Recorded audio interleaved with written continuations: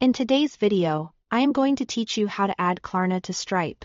By the end, you'll have Klarna enabled as a buy now, pay later option so your customers can split their purchases with a method they already trust. We'll keep it simple, walk through each screen you'll see, and highlight a few tips along the way to make sure everything goes smoothly. First, access your Stripe dashboard. Open your browser and sign in to your Stripe account. You'll land on the main dashboard where you can see your balance, recent payments, and shortcuts. If you have multiple accounts, make sure you are in the correct one for the website or store where you want Klarna available. Next, navigate to Settings. Look to the top right corner of the dashboard for the small gear icon. Click it to open the full settings area. In the left sidebar or main panel, choose Payments. Then select Payment Methods. This is where Stripe lets you manage which methods are available to your customers at checkout. Now, locate Klarna.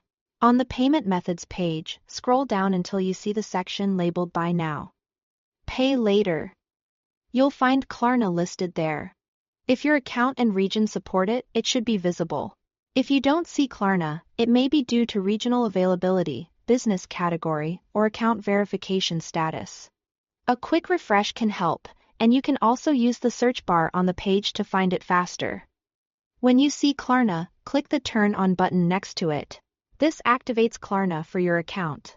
Stripe may show a brief description of how Klarna works, any applicable fees, and a note about supported currencies and countries. Turning it on means Stripe can automatically offer Klarna at checkout whenever the purchase and customer location meet Klarna's eligibility requirements, whether you are using Stripe checkout, payment links, or your own integration. Finally, review and save. Take a moment to confirm the details shown, including fees, supported regions, and any terms that apply to your business. If everything looks correct, save your settings to finalize the change. Once saved, Klarna is enabled, and Stripe will handle the presentation logic, so customers see it only when it's available for them. That's it.